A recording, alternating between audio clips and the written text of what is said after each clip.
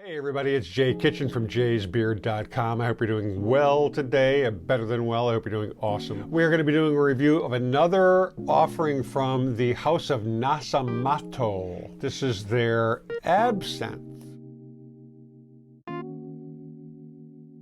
Before we jump into the review, if you would be so kind as to hit the subscribe button and or the thumbs up button and the notification bell. All these things help us get into other people's feeds, get you notified when we drop new videos, which is pretty much every single day. And it just benefits the channel in terms of getting us more exposure, and it doesn't cost anything.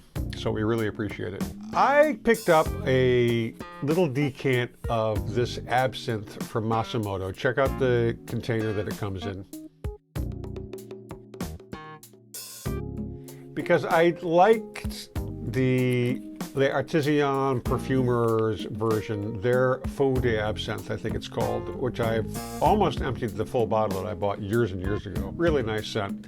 And I read a bunch of things about this version of Absinthe, and I tried the Black Afghano from this house, and I really, really liked it. So I figured, well, let me check this one out. Maybe this will be up my alley as well. All right, so we're going to read from the website about this perfume. Extrait de parfum. This bottle of perfume is part of the project Nasomatto. The fragrance aims to evoke degrees of hysteria.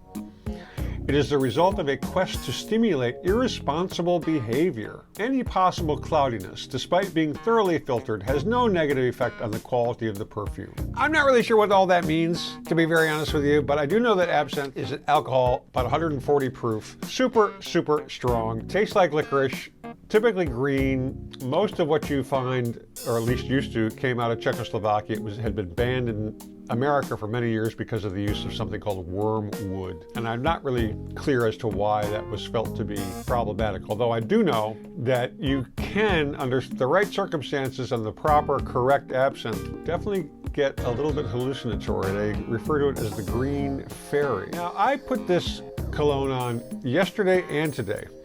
I put on about, I don't know. I put it on shortly after I started my daily activities around 9 a.m. And then I put it back on again around noonish, thereabouts. We don't have a typical sprayer. We have a little, dropper bottle kind of thing. When you put the scent on, it's got this glorious green smell. And I'm just going to spill a little on the back of my hand so I can refresh my recollection about the smell.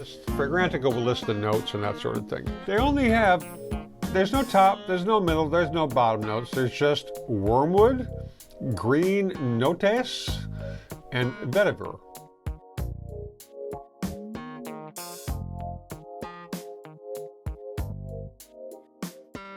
The main accords that they note are aromatic, green, woody, fresh, spicy, earthy, and bitter. So there's not as much going on in this scent as in a lot of others. It's pretty simple, at least in theory. It's got a really clean, green smell. It's very energetic to me. It doesn't speak to me that I should be sitting in a lounge chair smoking a cigar. It speaks to me that I should be up, doing something, enjoying life, being active. It's very, very intoxicating. The problem with this scent is, at least in my experience over the last couple of days of using this, it's got no longevity. It disappears, and people refer to it as a skin scent after an hour or two.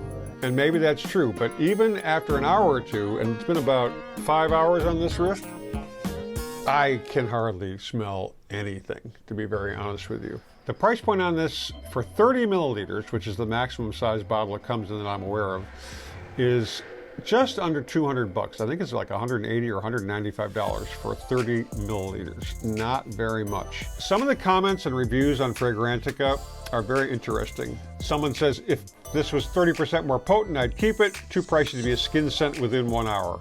What did I say? Now someone else says, I've only smelt the opening on this one, but it's edging my gag reflex. I don't get that at all. I believe the nose behind this is Alessandro Gualtieri. It's really, really nice, but there's no fucking way I could justify buying a bottle of this in the way that it's the lack of longevity on this. Okay, I mean, there are some scents that I like to keep close to myself. The Black Afghano by this same house. This just, it's really, really nice, and it's such a freaking crime that it doesn't have the longevity. Some people refer to it as a bitter green scent led by wormwood, which is the primary ingredient, not primary, but it's a key ingredient in the alcoholic beverage absinthe.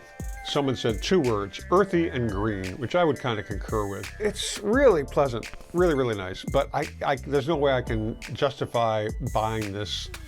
And, you know, I don't even know if I could justify telling you guys, if you're interested, try it, buy a decant, yada, yada, yada.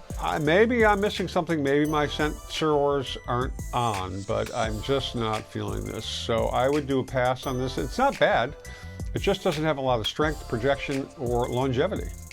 I mean, it's a very, very nice scent. I really wish it was. Thank you so much for watching. We really appreciate it. Subscribe, smash the thumbs up button. If you didn't like the review, smash the thumbs down button. Tell us what you did or did not like. If you got questions, comments, other things you'd like us to check out, please let us know in the comments. Or send me an email at uptowngrowlab@gmail.com. In the meantime, please be kind to your fellow human beings and their critters. It doesn't cost us anything. Stay lifted, stay well groomed, stay smelling awesome, and we will catch you on the next video. Cheers, everybody.